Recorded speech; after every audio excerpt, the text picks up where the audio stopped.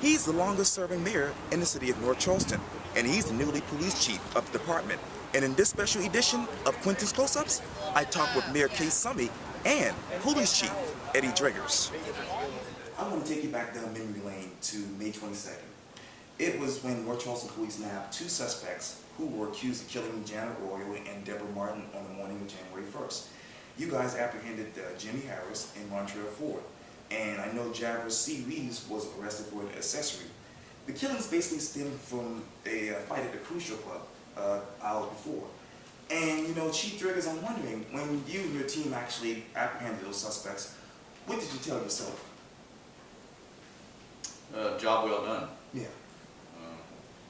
Not only for mostly for the community, but a job well done and just good old police work. And I'm curious, Mayor Summey, what was your reaction to the news? Well, my reaction is probably one of a saddening situation where you've got mothers that are being killed because of the actions of their young adult children. Right. You know, they were never the intended victim. Their own children made them the victim.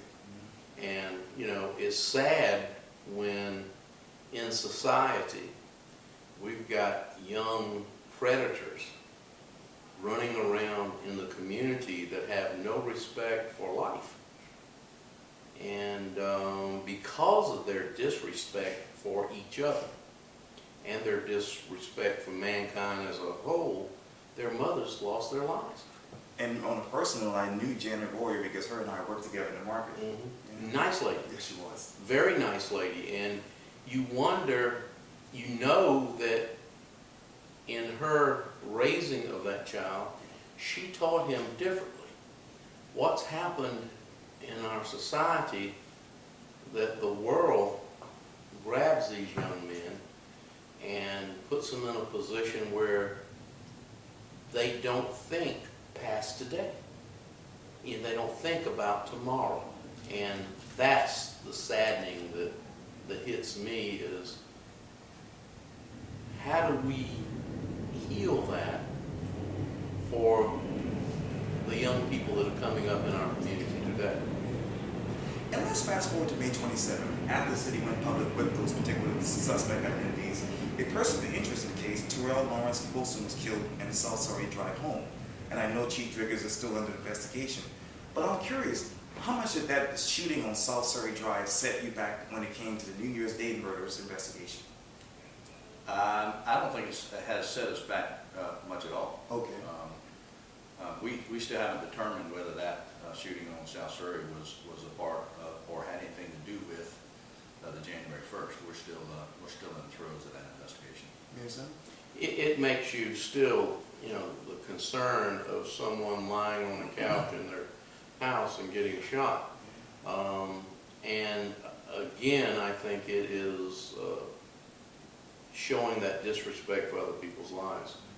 You know, and in order to have respect for other people, the first thing you have to do is respect yourself, and I think there's a disrespect for themselves as well. Mm-hmm. And after those charges were announced, the politics really came.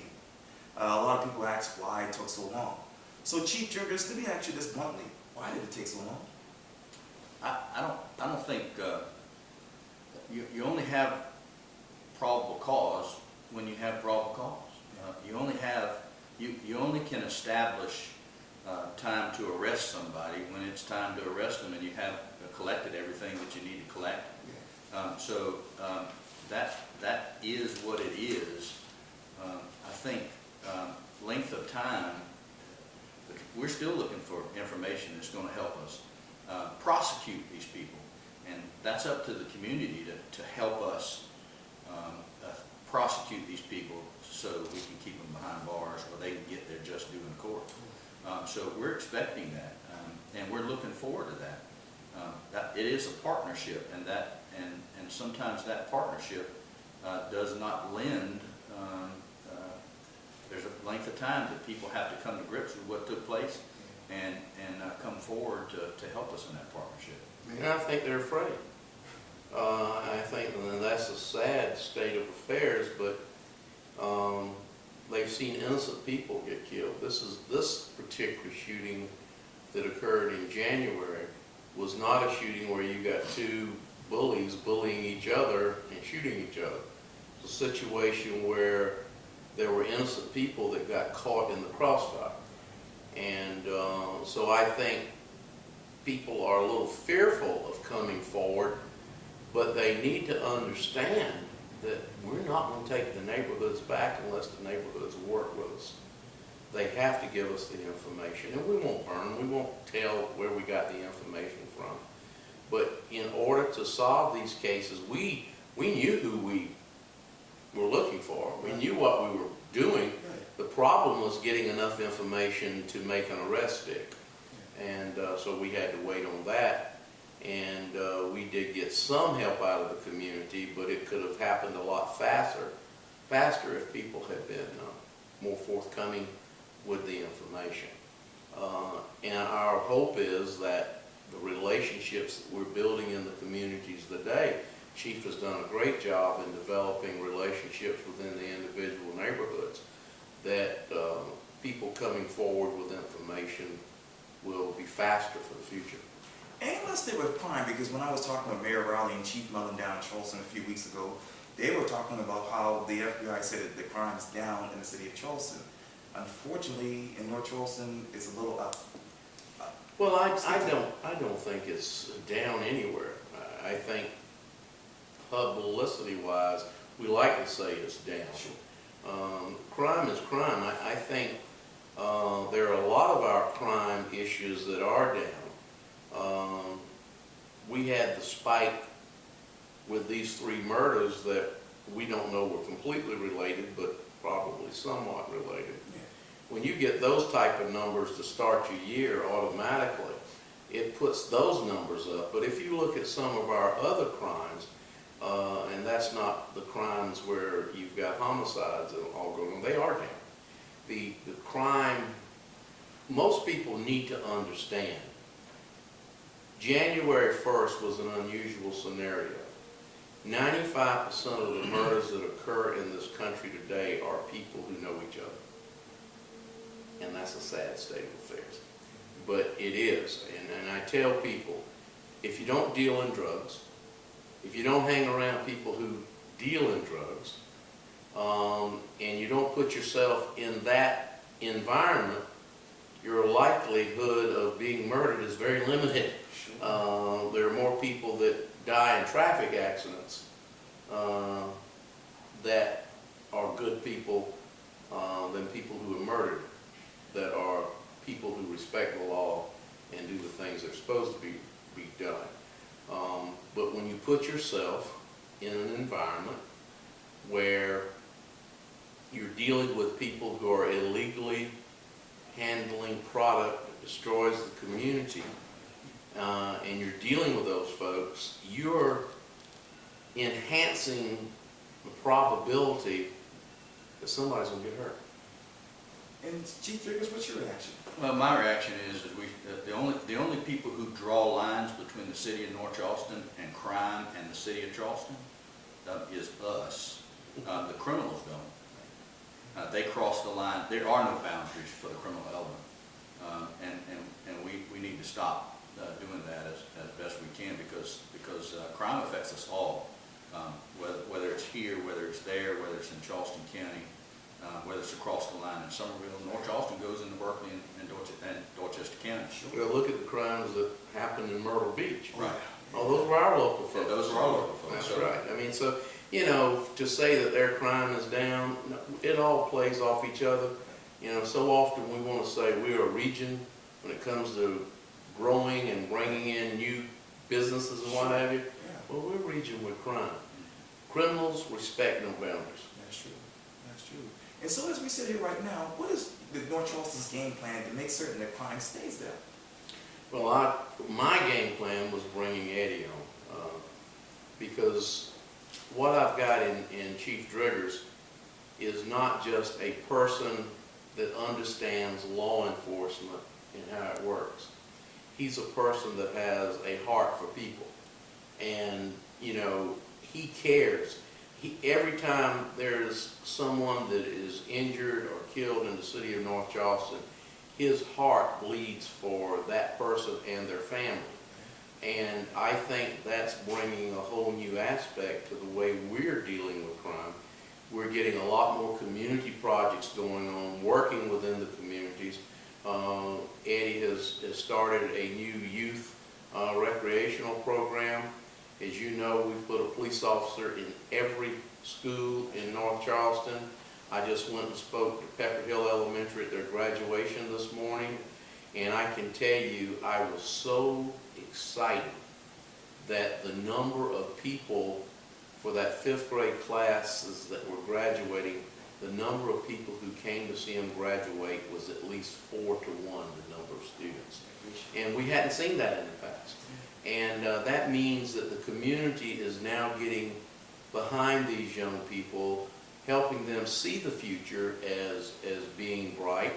And I think a lot of that's having to do with the programs where we've got the community service officers, then we've got the officers that are assigned to individual communities, we've got the officers assigned to the individual schools. And when you take the fact that I think we've got 41 people in the schools alone, I mean, that's a big hunk of our police department. But I don't think, if you look at the news data from the past year, school year, you'll see near the number of incidents at the schools reported in the media that you saw the year before. And it's because we're not only there, and this is what Eddie was working with us on, we're not only dealing with being there for security, being there for law enforcement, they're building relationships. And those relationships we hope will transcend to these children's adult years as well. Sure. And Chief Driggers, you've been on the job for more than a year now. Tell me, how's it going? It's going excellent. It is an honor to work for a city that gives its police officers what they need in order to get out there and do the work. And one of the things is we've got one of the best police departments in this state, if not the country, on staying on top of things that happen. And we are doing everything we can, from the patrolman on the street to me, to build relationships in this community where people are not afraid to come forward. And one day we hope that when we go to a crime scene that we can clear up crimes in an appropriate fashion to where we are truly partners with the relationships that we're building right now. And that over time is going to bear fruit. Yeah. And Mayor, what do you think of him? I've known Eddie Driggers since he was probably a corporal or a patrolman on the county police department. And I saw Eddie mature as first a supervisor and then a leader, where he became the undersheriff of Charleston County before he retired. And always had a lot of respect for his law enforcement ability. But then I got to know Eddie Driggers, the chaplain. And I would say that to have someone that has the law enforcement experience that Eddie has, but then add to that the caring feeling he has for human beings in general, is an additional trait that is hard to find. And so when our former chief decided to retire, the day he told me he was going to retire was the day I offered Eddie the job. And it's because I had all the confidence in the world that he could continue to take us on the journey of solving crime and dealing with issues within the community.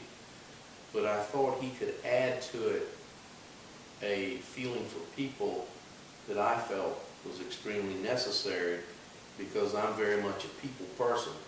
And Eddie's philosophy in life matches well with mine. That's awesome. And as we talk right now, let's talk about your health. How are you doing? Doing great. I'm 67, and I actually feel better at 67 than I did at 57.